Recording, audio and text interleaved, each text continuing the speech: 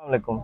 आज इत्तेफाकिया तौर पे इस्लामाबाद से मुझे बाहर निकलने का मौका मिला, तो रास्ते में मैं एक जगह से गुज़रा तो काफ़ी रश मैंने देखा और पार्किंग में लंबी लंबी गाड़ियाँ लंबी लंबी लाइनों में लगी हुई और औरतें, बच्चे, पूरी पूरी फैमिलीज़। तो मैंने थोड़ा गौर किया, मुझे क्यूरोसिटी हुई कि ये क्या चीज़ है, कौन सी जगह है। तो देखा कि जनाब वो जैरीज़ का ऑफ़िस है। जैरीज़ का ऑफ़िस है और लोग अपने पासपोर्ट्स और वीज़े के लिए वहाँ पे धड़ाधड़, और बेसिकली यहाँ पे ज़्यादा यूके से रिलेटेड होता है, इंग्लैंड वगैरह। कहने की बात यह है कि हालात ऐसे पैदा कर दिए गए हैं कि लोग धड़ाधड़ कोशिश करें कि मुल्क से निकल जाएं, मुल्क से जान छूट जाए, किसी तरीके से यहाँ से हम बाहर निकल जाएं, हमारे रोज़गार बाहर बन जाएं।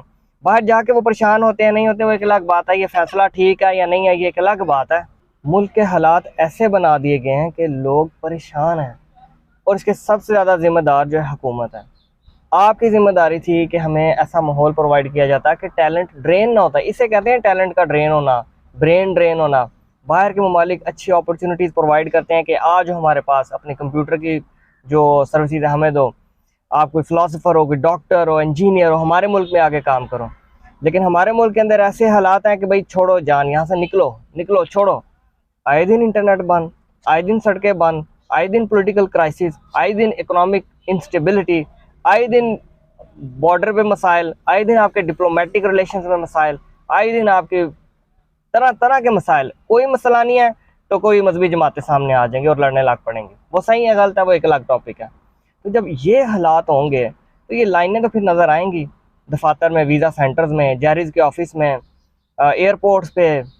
हालिया रिपोर्ट के मुताबिक रिकॉर्ड लोगों ने मुल्क छोड़ा है पाकिस्तान के अंदर, जिनके अंदर ज़्यादातर जो तादाद थी वो थी आपके यंगस्टर्स की, जिनके पास कोई ना कोई हुनर था, स्किल था। और डॉक्टर्स ने छोड़ा है, इंजीनियर्स ने छोड़ा है, फ़िलासफ़र्स ने, और जो टेक्निकल साइंटिस्ट ने छोड़ा है। तो जब ये हालात रहेंगे तो आपका मुल्क क्या करेगा। देखिए, न्यूक्लियर बॉम्ब ने तो हमेशा नहीं ना हमारे काम आना, काम बहुत सारे और स्किल्स ने भी आना होता है। कंप्यूटर की फील्ड में इतना कुछ हो रहा है, आईटी की फील्ड हो रही है, तो खुदारा इस पे फोकस करें। मेरी गुजारिश है जो जो वीडियो सुन रहे हैं हुकामे वाला, कि खुदा का खौफ कर जाएं, रहने दें इन नौजवानों को पाकिस्तान के अंदर, हालात ठीक रहने दें। सिर्फ अपना ही कुर्सियों का ना सोचें, हमारी भी फैमिलीज़ हैं। नहीं किसी का दिल करता मुल्क छोड़ के बाहर जाने का, नहीं दिल करता अपनों से दूर रहने का।